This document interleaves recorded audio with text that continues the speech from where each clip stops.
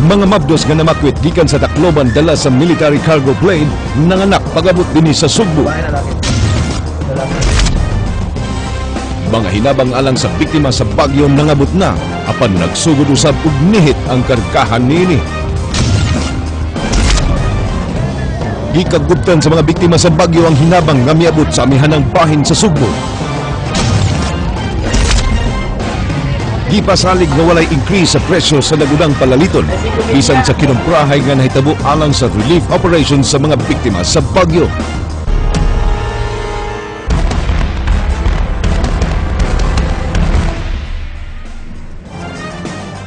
Ayong hapon Sugbo, Kabisayan ug sa uban pang mga dapit nga maabot ining atong Sibya. Ako si Frank Malilong Jr. Ihatod namo ang mga nagunang impormasyon. Ako si Georgia Herrera. Georgia, mga kapatid, ikalima kaadlaw karon sukad ang dilubyong hatod di bagyong Yolanda dinhi sa Kabisayan.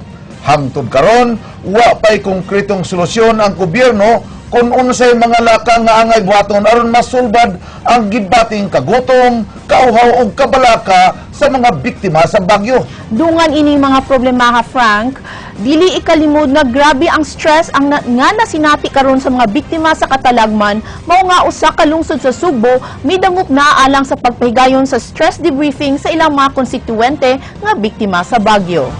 Matod sa mga eksperto, ang stress debriefing kinahanglan himoon sud sa dapo ngadto sa 12 ka adlaw human ang usa ka bati nga hitabo. King Perez, Suginlimi. Ay sila may affected. So ang Gisugyot sa Philippine Mental Health Association nga kinahanglan nga ipaubos sa stress debriefing ang mga biktima sa bagyo. Matod sa grupo nga sud sa usa ka crisis situation sama sa bagyo, adunay tulo ka klase sa biktima. Kini ang mga direct victims sanglit nga nawad-an og panimay ug mga kabanay. Indirect victims o mga tao nga wa mawad-i apan nasayod sa kadaot nga namugna sa usa ka krisis. Ug hidden victims o mga tao nga naglihok sa usa ka crisis situation sama sa social workers ug media. Labaw sa mga labing nabalaka karon ang nakasinati og cumulative stress. Kini ang mga biktima nga nakasinati na og kabalaka sa linog ug nadungagan pa sa bagyo. Ang stress debriefing kinahanglan himuon na po ngadto sa 12 ka adlaw human sa usa ka crisis situation. Human sa debriefing, ma-identify na sa mga facilitators ang mga high-risk patients nga kinahanglan og psychological processing. Kini nang hinahanglan sa follow-up counseling. Sa pagkakaron, ang lungsod sa Medellin nagpatabang alang sa stress debriefing. Actually, we're already, that's in the works already, no? Nga giplano na namo ang pag-adto. In fact, ang depende man sa duni sa mo responda yon nga LGU because we work hand in hand with the LGU. Now, like King Perez, News 5. Daghan ang namalit karon sa mga basic commodities gikan sa mga dagkong tindahan sa Sugbo alang sa padayong relief operations. Mao nga gipasalig sa Department of Trade and Industry nga way pagsaka sa presyo. Ryan Sorote, Suginlimi. Bisan sa way puwas nga pagpamalit sa mga local government units o mga pribadong grupo alang sa relief operations, gipasalig sa Department of Trade and Industry nga way nausab sa presyo sa mga nagunang paliliton dinhi sa Central ug Eastern Visayas pinaagi sa ilang gipatuman nga price freeze. Base sa monitoring sa DTI nga naara gihapon sa 40 hangtod sa 50 pesos ang presyo sa mga dilata depende sa brand niini. Aminado ang DTI nga dunay gay pagsaka sa presyo sa mga isda tungod sa milabay nga duha ka bagyo. There is high compliance in price freeze sa atong price levels karon. Supply is adequate. It will last for 1 to 2 weeks. Sa usa ka supermarket sa downtown Cebu City, wa matod pa magkuwang ang ilang supply bisan kun way hunong ang mga order alang sa mga relief operation. Padayon sab ang ilang pag-order aron madugangan ang ilang mga supplies alang sa Sugbo o sa ilang ipadala sa Leyte. Tanan customer mo sa dire sa tindahan, madagan ang paliton o magamay ang paliton. Ato yung giserban, wala mi magpili-pili og customer, gihatagin namo ang tanan. Walay gipili ang pagtabang, bisan ng mga negosyante din sa Sugbo nagtinabangay aron sa pagpakabot og tabang sa labing nanginahanglan sa probinsya sa Leyte ug Samar.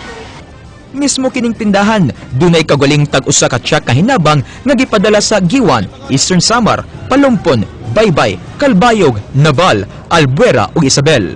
Ryan Sorote, News 5.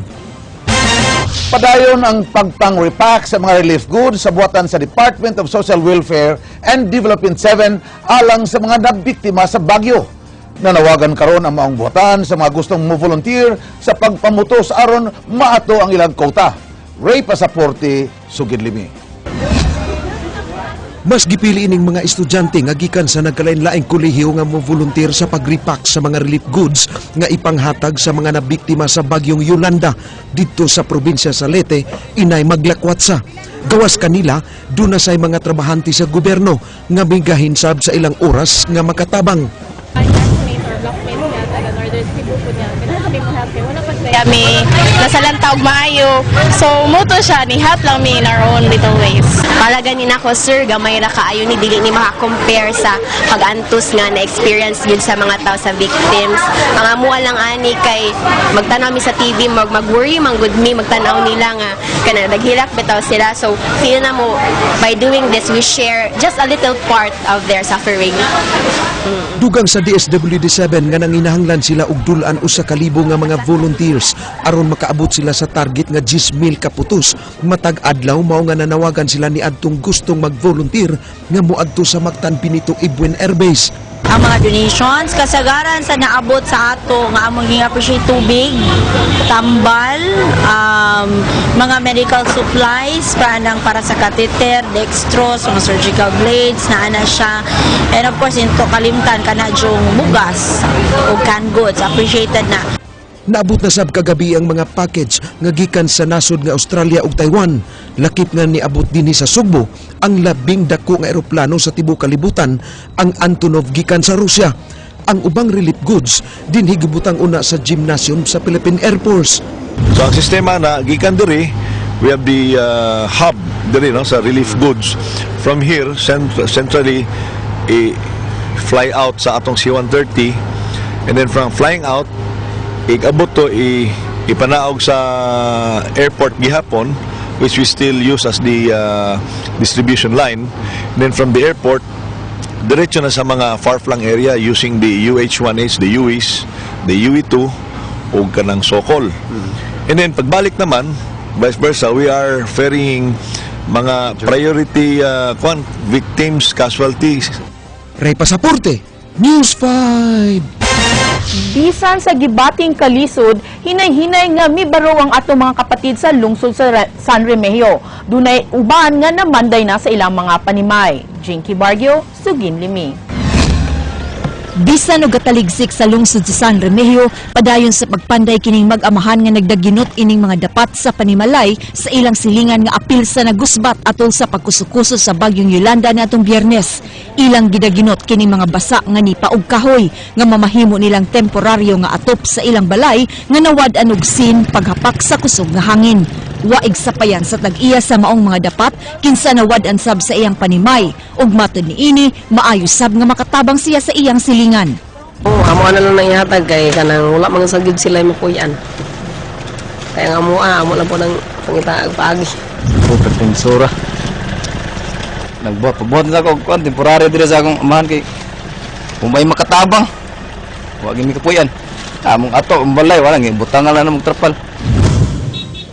Sa assessment sa munisipyo sa San Remigio, 95% ang grabing kadaot nga nahiaguman sa ilang lungsod din hangtod karon way tubig ug kuryente. Bisan og duna sila giandam nga relief goods alang sa mga naapektuhang pamilya, di kiniigo sa mosunod pa nga mga adlaw. Matud ni Mayor Mar Martinez, siya miuyon nga idiretso na lang sa mga NGOs ang ilang hinabang ngadto sa mga barangay nga buot nila nga tabangan. That will be the best to coordinate.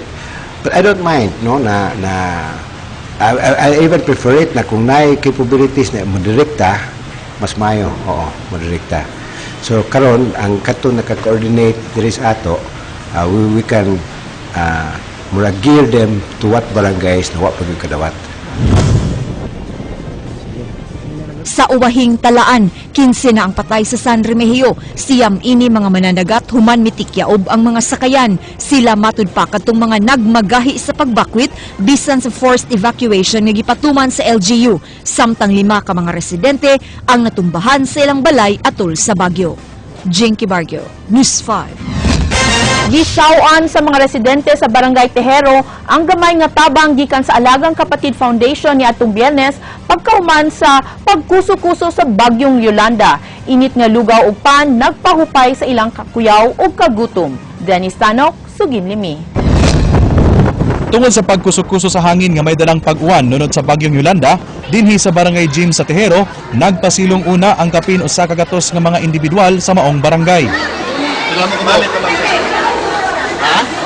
Aron mahupay ang ilang kakuyaw ug kagutom, dunay gamay nga dalit kanila ang Alagang Kapatid Foundation sa TV5. Init nga lugaw ug pan, mo'y gisaw-an nila ni adtong Biyernes. Mga bata, hamtong og senior citizens nakapahimos niini. Salamat sa TV5 tungod sa grasya nga inyong gihatag di sa among sa gihatag sa TV5.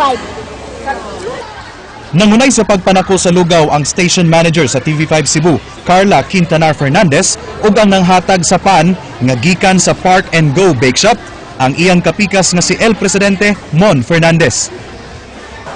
Niining kapalagman atong nakita that each and every one of us nga nagkahiusa alang sa maong kalihukan. Thank you very much, TV5. Bisan og yano ra ang among dalit kanila, silang tanan nagmalipayon.